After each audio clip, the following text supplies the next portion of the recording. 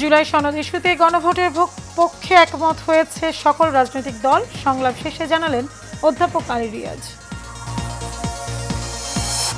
নির্বাচনের মাধ্যমে দেশে গণতন্ত্র ফেরাতে হবে বলেন আমির খসরু। সুশাসন প্রতিষ্ঠায় একসাথে কাজ করার আহ্বান। দল হিসেবে আওয়ামী লীগের বিরুদ্ধে দাখিল করা অভিযোগে দ্রুতই তদন্ত শুরু হবে জানালেন চিফ প্রসিকিউটর।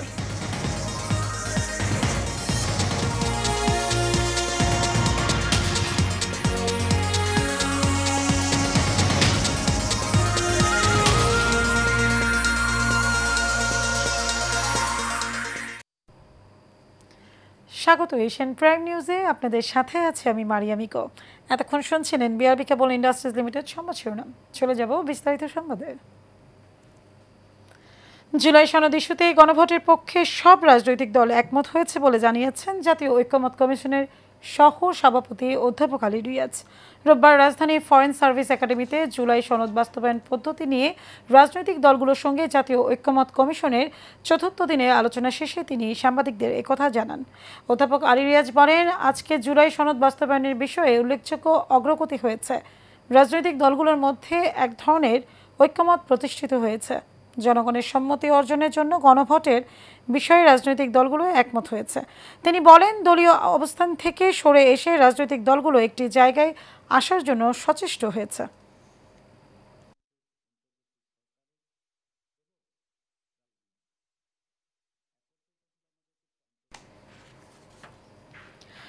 শারদীয় দুর্গাপূজার মণ্ডপে অসুরের মুখে দাড়ি লাগিয়ে সাম্প্রদায়িক সম্প্রীতি নষ্ট করার চক্রান্তের পেছনে ফ্যাসিস্ট দোসরদের মদত রয়েছে বলে মন্তব্য করেছেন স্বরাষ্ট্র উপদেষ্টা জাহাঙ্গীর আলম চৌধুরী। সচিবালয়ে স্বরাষ্ট্র মন্ত্রণালয়ের সম্মেলন কক্ষে কোর কমিটির সভা শেষে সাংবাদিকদের তিনি কথা বলেন। তিনি বলেন, কিছু ফ্যাসিস্ট তাদের সহযোগী ও বুদ্ধিজীবীদের ইন্ধনে কয়েকটি পূজা মণ্ডপে অসুরের মুখে দাড়ি লাগিয়ে ধর্মীয় বিভেদ এবং সাম্প্রদায়িক উস্কানি ও সহিংসতার সৃষ্টির পায়তারা করছিল। কিন্তু সবার সহযোগিতায় এই কুচক্রীদের চক্রান্ত নস্যাৎ করতে সক্ষম হয়েছে। ধর্ষণের অভিযোগ তুলে চট্টগ্রামকে অশান্ত করা এবং শারদীয় দুর্গাপূজার মণ্ডপে অসুরের মুখে দাড়ি লাগিয়ে সাম্প্রদায়িক সম্প্রীতি নষ্ট করার চক্রান্তের পেছনে ফ্যাসিস্টদের দোসরদের মদত রয়েছে, যা ইতিমধ্যে প্রতীয়মান হয়েছে। মণ্ডপে অসুরের মুখে দাড়ি লাগিয়ে সাম্প্রদায়িক সম্প্রীতি নষ্ট করার চক্রান্তে পেছনে ফ্যাসিস্টদের দোসরদের মদত রয়েছে, যা ইতিমধ্যে প্রতীয়মান হয়েছে। একটি পার্শ্ববর্তী দেশ দুর্গাপূজার প্রতিমা তৈরি করার সময় আমাদের মাননীয় প্রধান উপদেষ্টাকে যেভাবে নিন্দনীয়ভাবে উপস্থাপন সংবাদ পাওয়া গেছে এবং অসুরের মুখে দাড়ি দেওয়ার কাজটির মধ্যেও তারই যোগসূত্র দেখা যাচ্ছে। দেশে গণতন্ত্রের শাসন প্রতিষ্ঠার জন্য সবাইকে মিলে কাজ করার আহ্বান জানিয়েছেন বিএনপির স্থায়ী কমিটির সদস্য আমির খসরু মাহমুদ চৌধুরী। তিনি বলেন, গণতন্ত্র উত্তরণের জন্য রাজনৈতিক দলগুলোর পারস্পরিক সম্পর্কের চর্চাও জরুরি। তিনি বলেছেন, নির্বাচনের মাধ্যমেই গণতন্ত্রের শাসন ফিরিয়ে আনতে হবে। আজ দুপুরে রাজধানীর গুলশানে বিএনপির চেয়ারপারসনের কার্যালয়ে জাতিসংঘের প্রতিনিধি দলের সঙ্গে বৈঠক শেষে সংবাদ সম্মেলনে কথা বলেন আমির খসরু। এ সময় বাংলাদেশের জাতিসংঘের আবাসিক সমন্বয়কারী গোয়েন লুইস উপস্থিত ছিলেন। ফেব্রুয়ারির প্রথমার্ধে যে নির্বাচনের আলোচনা চলছে, এটাকে কিভাবে সফলভাবে আমরা সমাপ্তি করতে পারি সেটা আলোচনা হয়েছে রোহিঙ্গার বিষয়টা, রোহিঙ্গা প্রত্যাবর্তন এবং রোহিঙ্গাদের ওখানে যে আজকে মানবেতর জীবন যাপন করছে, এগুলো নিয়ে আলোচনা হয়েছে। We highlighted the plight, the financial needs for Bangladesh, but also the incredible hospitality that this country has shown to the refugees, and we really commend all of the country and Professor Yunus's leadership and the next government's leadership in supporting the Rohingya refugees. And we've done a lot of discussions and talks around development and how we can continue to strengthen all of the aspirations of the people of Bangladesh. দল হিসেবে আওয়ামী লীগের বিরুদ্ধে ববি হাজ্জাজের অভিযোগে দ্রুত তদন্ত শুরু হবে বলে জানান চিফ প্রসিকিউটর। রোববার ট্রাইব্যুনালে সাংবাদিকদের এক প্রশ্নের জবাবে চিফ প্রসিকিউটর জানান, এরই মধ্যে প্রাথমিক তদন্ত শুরু হয়েছে, খুব শিগগিরই আনুষ্ঠানিক তদন্ত নামবে তারা। যদিও আওয়ামী লীগ ও তার সহযোগী সংগঠনের বিচার চেয়ে এনডিএম চেয়ারম্যান ববি হাজ্জাজের করা আবেদনটি গত বছরের 2 অক্টোবর থেকে ফাইলবন্দী হয়ে আছে। এদিনে সিরাজগঞ্জের 3 জনকে হত্যার মামলায় সাবেক এমপি জান্নাত আর হেনরি সহ 3 জনকে কারাগারে পাঠান ট্রাইব্যুনাল 1। আর ট্রাইব্যুনাল 2-এ কুষ্টিয়ার 6 জনকে হত্যা মামলায় আওয়ামী লীগের যুগ্ম সাধারণ সম্পাদক মাহবুবুল আলম হানিফ সহ 4 জনের বিরুদ্ধে আনুষ্ঠানিক অভিযোগ দাখিল করে প্রসিকিউশন। 4 জনই বর্তমানে পলাতক। এছাড়া গুমের মামলায় সাবেক সেনা কর্মকর্তা জিয়াউল আহসানকে ট্রাইব্যুনালে হাজির করা হয়। চিফ প্রসিকিউটর জানান, গুমসহ আলোচিত বেশ কয়েকটি মামলার তদন্ত এখন শেষ পর্যায়ে। এই সপ্তাহের মধ্যেই তদন্ত প্রতিবেদন হাতে পাওয়ার আশা করছেন তারা। একটা অভিযোগ দায়ের করেছেন, আমরা সেটার ভিত্তিতে তদন্ত ইনিশিয়েট করছি। সুতরাং বলা যেতে পারে যে এই মুহূর্তে আওয়ামী লীগের বিরুদ্ধে দল হিসাবে আওয়ামী লীগের বিরুদ্ধে অপরাধী সংগঠন হিসাবে তাকে বিচারের মুখোমুখি করার জন্য প্রাথমিক তদন্তের কাজটা আমরা শুরু করতে যাচ্ছি। সেটা যদি পুরো দমে শুরু হয়, তখন আমরা বলতে পারবো আপনাদেরকে যে আওয়ামী লীগের বিচারের মুখোমুখি হওয়ার ব্যাপারটা কতদূর আছে। প্রধান উপদেষ্টা অধ্যাপক ডক্টর মোহাম্মদ ইউনূস বলেছেন, গাজায় ঐতিহাসিক নৌবহরে অংশগ্রহণকারীদের অবস্থা ও নিরাপত্তা নিবিড়ভাবে পর্যবেক্ষণ করা হচ্ছে। বিশেষ করে বিশ্বখ্যাত আলোকচিত্রী ও মানবাধিকার কর্মী শহীদুল আলমের বিষয়টি গুরুত্বের সঙ্গে দেখা হচ্ছে।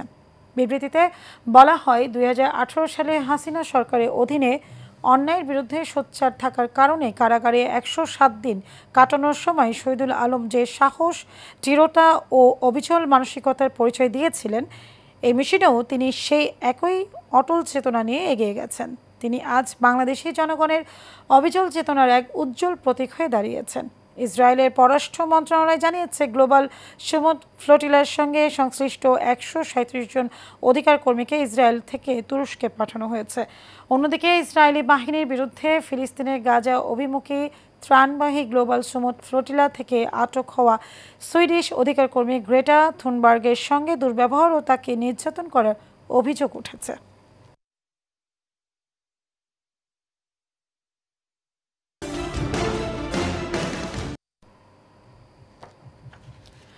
অনিয়ম, দুর্নীতি, দালাল চক্রের দৌরাত্ম্য, ডাক্তাররা নিয়মিত চেম্বারে না থাকা সহ নানা সমস্যায় জর্জরিত হয়ে পড়েছে যশোরের শাসা উপজেলার স্বাস্থ্য কমপ্লেক্স।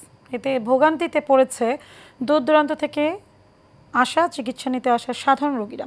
পাশাপাশি নিম্নমানের সেবার কারণে এই হাসপাতালের প্রতি সাধারণ মানুষের আস্থা ভেঙে পড়েছে দিন দিন। সেলিম আহমেদের পাঠানো তথ্য ও ছবিতে বিস্তারিত জানাচ্ছেন শেখ ফাহিম। 1960 সালে যশোরের শাসা উপজেলার দক্ষিণ বুরুজবাগান গ্রামে প্রতিষ্ঠিত স্বাস্থ্য কমপ্লেক্সটি প্রথমে 31 শয্যা দিয়ে যাত্রা শুরু করলেও বর্তমানে শয্যা সংখ্যা 50-এ উন্নীত হয়।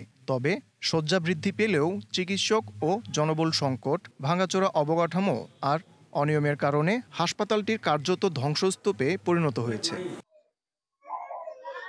সার্জারি যন্ত্রপাতির ঘাটতি, ওয়ার্ডে পানি বিদ্যুতের সমস্যা, অপরিচ্ছন্ন পরিবেশ, ময়লা দুর্গন্ধযুক্ত বাথরুম সহ নানা অব্যবস্থাপনায় ভোগান্তি পোহাতে হচ্ছে রোগীদের। প্যাথোলজি বিভাগ থাকলেও বেশিরভাগ পরীক্ষা নিরীক্ষার জন্য রোগীদের বাইরে পাঠানো হয় বলে অভিযোগ রোগী ও স্বজনদের।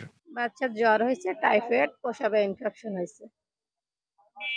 কোনো পরীক্ষা নিরীক্ষা করাইছে? হ্যাঁ, রক্ত 2টা টেস্ট দিছে আর প্রসাবের ইনফেকশনের জন্য একটা দিছে। কোথা থেকে পরীক্ষা করাইছে? বিসমিল্লাহ থেকে। আমার একটু ড্রেসিং করে দিয়েছে, একটু খাওয়ার হচ্ছে আসছে, তা দিচ্ছে না, তা বলছে ওষুধ নেই, ওই 12 নম্বর চলে যাও।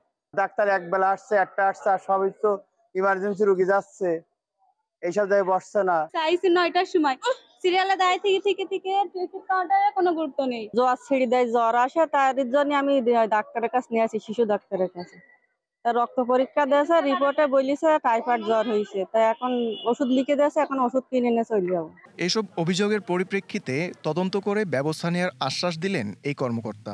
রোগীর রোগ ধরার সাপেক্ষে তাহলে যদি কোনো ইনভেস্টিগেশন দরকার হয়, কেবলমাত্র তখনই সেটা বাইরে অবশ্যই ইনভেস্টিগেশন করতে পারবে, কিন্তু কোনো অবস্থাতে এবং কোনোভাবেই যে কোনো ক্লিনিক হসপিটালে পাঠানো যাবে না। আমি তাদের স্পষ্টভাবে বলে দিয়েছি, যদি এরকম ভাবে কোনো প্রমাণ আসে তাহলে আমরা সেভাবে ব্যবস্থা নেব। হাসপাতালের কেবিন প্রভাবশালী সিন্ডিকেটের দখল থেকে মুক্ত ও সেবার মান ভালো করার দাবি সাধারণ মানুষের। Sheikh Fahim, Asian television. রাশিয়ার সোচিতে আয়োজিত 4র্থ ওপেন ওয়ার্ল্ড অ্যাস্ট্রোনমি অলিম্পিয়াডে অংশ নিয়ে বাংলাদেশের শিক্ষার্থীরা দেশের ইতিহাসে প্রথমবারের মতো স্বর্ণপদক সহ মোট 4টি পদক এবং একটি অনারেবল মেনশন অর্জন করেছে। এই উপলক্ষে বাংলাদেশ অ্যাস্ট্রোনমিক্যাল অ্যাসোসিয়েশনের আয়োজনে রাজধানী বাংলা মোটর বিশ্ব সাহিত্য কেন্দ্রে এক সম্বর্ধনা অনুষ্ঠান অনুষ্ঠিত হয়। অনুষ্ঠানে বিজয়ীরা নিজ নিজ অভিজ্ঞতার আলোকে রাশিয়া জয়ের গল্প তুলে ধরেন। আয়োজকরা ভবিষ্যৎ সাফল্যের জন্য তাদের অনুপ্রাণিত করেন।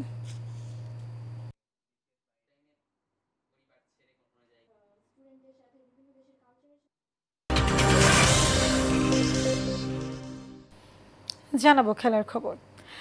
বিসিবি নির্বাচনে 15টি ক্লাব অংশ নিয়ে ভোটাধিকার প্রয়োগ করতে পারবে বলে আদেশ দিয়েছেন চেম্বার জজ আদালত। 6 অক্টোবর বিসিবি নির্বাচন হতে কোনো বাধা নেই বলেও আদেশ দেন আদালত। আজ এই আদেশ দেন বিচারপতি ফারা মাহবুবের চেম্বার আদালত। বাংলাদেশ ক্রিকেট বোর্ডের নির্বাচন সামনে রেখে সাধারণ পরিষদের কাউন্সিলের মনোনয়ন নিয়ে বোর্ড সভাপতি আমিনুল ইসলামের 18 সেপ্টেম্বরের চিঠির কার্যকারিতা স্থগিত করে হাইকোর্ট যে আদেশ দিয়েছিলেন তা স্থগিতই থাকছে। তফসিল অনুযায়ী বিসিবি নির্বাচন আগামীকাল 6 অক্টোবর। এর আগে গত 22 সেপ্টেম্বর বিসিবি নির্বাচনে জেলা ও বিভাগের অ্যাডহক কমিটি থেকে কাউন্সিলর চেয়ে বিসিবির সভাপতি আমিনুল ইসলাম বুলবুলে পাঠানো চিঠির কার্যক্রম 15 দিনের জন্য স্থগিত করেছেন হাইকোর্ট। পরে হাইকোর্টের সেই আদেশ স্থগিত করেন চেম্বার জজ আদালত। 15টি ক্লাবকে বাদ দেওয়া হয়েছিল হাইকোর্টের আদেশে, সেটা তো স্থগিত হলো। 1 2 নম্বর, আদালতের সামনে কিন্তু এই প্রশ্ন হয়েছিল যে আগামীকাল পূর্ব নির্ধারিত নির্বাচন না হলে কি হবে।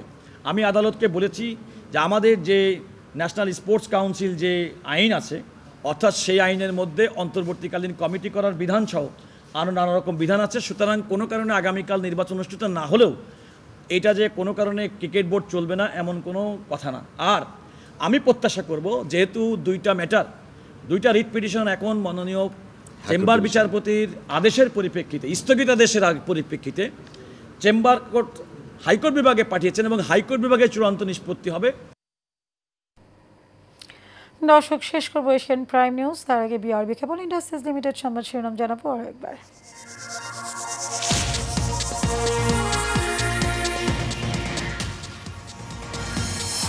জুলাই সনদ ইস্যুতে গণভোটের পক্ষে একমত হয়েছে সকল রাজনৈতিক দল, সংলাপ শেষে জানালেন অধ্যাপক আলী রিয়াজ।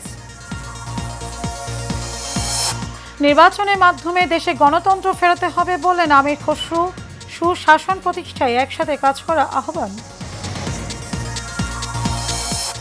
দল হিসেবে আওয়ামী লীগের বিরুদ্ধে দাখিল করা অভিযোগে দ্রুতই তদন্ত শুরু হবে জানালেন চিফ প্রসিকিউটর।